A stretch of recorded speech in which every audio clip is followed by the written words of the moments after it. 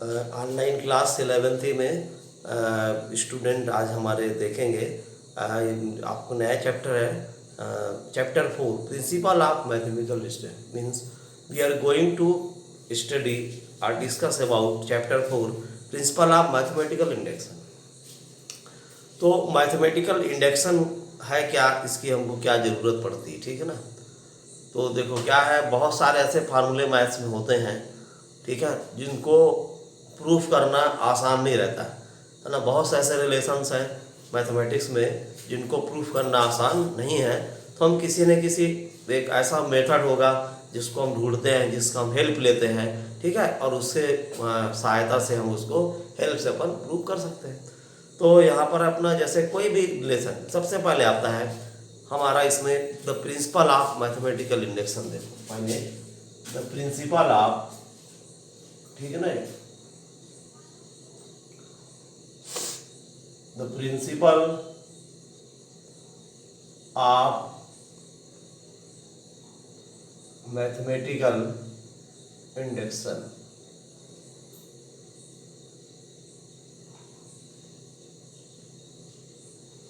ठीक है, देखो सबसे पहले हम इसका स्टेटमेंट, ये जो यही इसका मेथड भी है, यही इसका स्टेटमेंट भी है और ये इसका प्रिंसिपल भी है। जो क्वेश्चन हम सॉल्व करेंगे इसी की हेल्प से करेंगे। सबसे पहले देखो, let Pn be any statement, let Pn be any statement, then first पहले हमको क्या करना है, Pn भी कोई भी एक स्टेटमेंट लेना है। Let Pn be any statement, फिर लेट इसको चेक करना है, लेट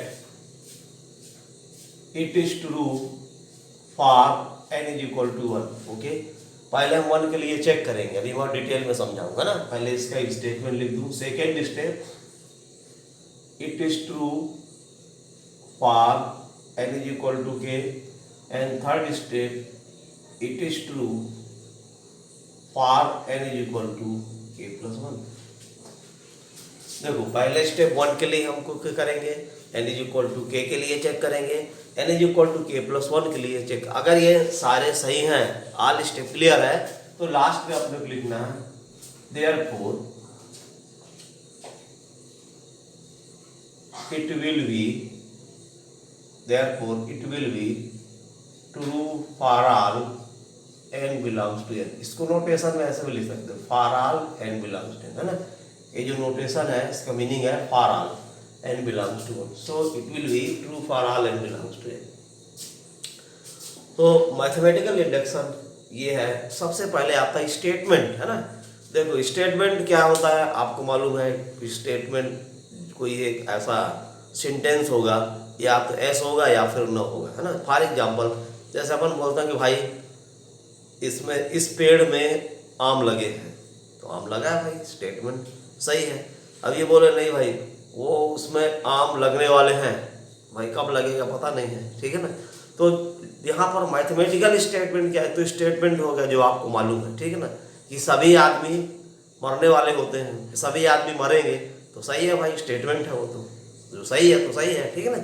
तो ऐसे करके, लेकिन यहाँ पर मैथमेटिकल स्टेटमेंट क्या है, मैथमेटिकल स्टेटमेंट है कि सपोज दैट हमको एक रिलेशन दे दिया कि भाई ये 1 + 2 + 3 + n is equal to n into n + 1/2, ये आपका रिलेशन है ना। इस रिलेशन को हमको प्रूफ करना है बाई मैथमेटिकल इंडक्शन मेथड से, ठीक है ना। हम कैसे करेंगे इसको, तो भाई इसमें बहुत ही आसान है ये। सबसे पहले हम बात करते हैं, पहला हमारा फंडामेंटल है Pn बी एनी स्टेटमेंट। मतलब आपको जो भी रिलेशन दिया है पहले हम उसको स्टेटमेंट फॉर्म में लिखेंगे, समझ में आ रहा ना। तो मैथमेटिकल इंडेक्स जो हमारा इंडेक्शन जो चैप्टर है प्रिंसिपल ऑफ मैथमेटिकल इंडेक्शन, इसका सीधा सा मतलब यह है कि बहुत ऐसे क्वेश्चंस हैं, रिलेशंस हैं जिनको प्रूफ कर पाना नॉर्मल तरीके से संभव नहीं है, तो हम उसको अपन यूज करते हैं, मैथमेटिकल इंडेक्शन वहाँ काम करता है, ठीक है। तो सपोज दैट हम एक क्वेश्चन ले रहे हैं, प्रूव दैट आपको मालूम है हमारे पास तीन रिलेशंस है, वो एपी सीरीज का रिलेशंस है।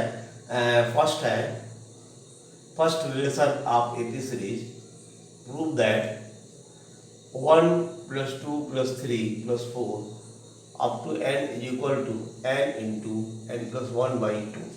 This is your first relation, ठीक है, n into n plus 1 into n plus 1/2। देखो हमको ये मालूम है कि इसकी वैल्यू इतनी होती है, ये पता है, लेकिन हम मैथमेटिकल इंडक्शन मेथड से हम इसको कैसे सॉल्व करेंगे। सबसे पहले हमको स्टेटमेंट बनाना है। स्टेटमेंट कैसे बनता है भाई, देखो ये जो पूरा का पूरा टर्म दिया है उसको ऐसे लिखेंगे, late Pn is such that 1 + 2 + 3 up to n is equal to n into n plus 1/2। जैसे इस फॉर्म में हम लिख दिए, so this is the statement. Okay, Pn is such that, Pn मतलब अब ये स्टेटमेंट हो गया भाई, such that इस तरीके से है 1 + 2 + 3 + n into n plus 1/2। अब हम इसको वेरीफाई करेंगे, तो देखो हमारा पहला स्टेप क्या है, फर्स्ट स्टेप हमारा क्या है, first put n is equal to 1। भाई n is equal to 1 तो n कहाँ है, जहाँ n होगा 1 पुट कर दो। देखो यहाँ पर n है, 1 पुट कर दिया, यहाँ पर भी n है, ये देखो यहाँ पुट कर दिया, इज इक्वल 2/2 कैंसिल हो गया, 1 आ गया। So LHS is equal to RHS, so therefore LHS is equal to RHS, so therefore P1 is true, P1 is true. ठीक है, तो ये पहला, सारे क्वेश्चंस में जितने भी क्वेश्चन दिया है सबसे पहले हम 1 इज इक्वल टू 1 पुट करेंगे। पहले देखो पहला स्टेप बहुत ही आसान होता है, सारे क्वेश्चंस में आपको n is equal to 1 put कर देना है। दूसरा जो स्टेप है तुमको अपने आप मिल जाता है, वो दूसरे स्टेप में हमको कुछ करना नहीं है। सेकेंड स्टेप में हम लिख देंगे put n is equal to k, put n is equal to k, ठीक है ना।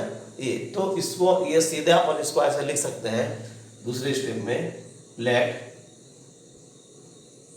It is true for n is equal to k। दूसरे स्टेप में कुछ नहीं करना तुमको भाई, सीधा n की जगह k रख दो, बस खत्म कहानी। ये देखो यहाँ पर क्या करना है, 1 + 2 + 3 up to k into k plus 1/2, ये पुट कर दिए, तो ये आपका आ गया दूसरा स्टेप, ठीक है ना। तो दूसरे स्टेप में हमको कुछ कहानी नहीं करना, सीधे करना है k into k plus 1/2, ये आपको दूसरा स्टेप आ गया, ठीक है। तो पहला स्टेप क्या है, n इज इक्वल टू 1 रख दिए, ठीक है। आपको LHS RHS को चेक कर लेना है। पहला स्टेप क्लियर हो गया 1 से। दूसरा स्टेप हमारा क्या है, n is equal to k रखना है, बाकी सॉल्व और कुछ नहीं करना, डायरेक्ट रखना है, n की वैल्यू k रख देना है। फिर देखो सेम आ गया LHS RHS है ना, तो क्लियर है। दूसरे स्टेप में कुछ भी नहीं करना है, n की जगह हम k रखेंगे और लिख देंगे it is true for n is equal to k, या हम बगल में लिख दो, यहाँ पर भी लिख सकते हैं, ये इट इज ट्रू, इसको ऐसे कर दो, therefore it is true for n is equal to k। सीधा लिखना है बस, कोई इसमें आगे कहानी करने की जरूरत नहीं है, ठीक है। चलो अब हम आते हैं थर्ड स्टेप हमारा क्या था, n की वैल्यू पहले स्टेप में 1 पुट किए, सेकेंड में 2k पुट किए, थर्ड स्टेप क्या है, n is equal to k plus 1। जो मेन दिमाग अपने को कहाँ पर लगाना है, थर्ड स्टेप में लगाना है, ठीक है ना। तो देखो थर्ड स्टेप हमको कहाँ से मिलेगा, इसका दिमाग लगाने की जरूरत है। इसका मैं शार्ट आपको ट्रिक्स बता रहा हूँ। देखिए सबसे पहले हम यहाँ पर आएंगे, नंबर 1 डाल दो इसको, अब हम यहाँ पर लेंगे बाई फर्स्ट, ओके, ये कर दो। देखो k plus 1 कब मिलेगा तुमको, भाई ये तो k है ना, k plus 1 मतलब इसके आगे वाला टर्म हुआ ना k plus 1, तो उसका ट्रिक्स क्या है, सीधा ट्रिक्स ये है कि जो लास्ट में आपकी वैल्यू है ना k, जो भी यहाँ वैल्यू रहेगा सीरीज में, जो भी वैल्यू है, हम यहाँ पर k की जगह क्या पुट करेंगे, k plus 1।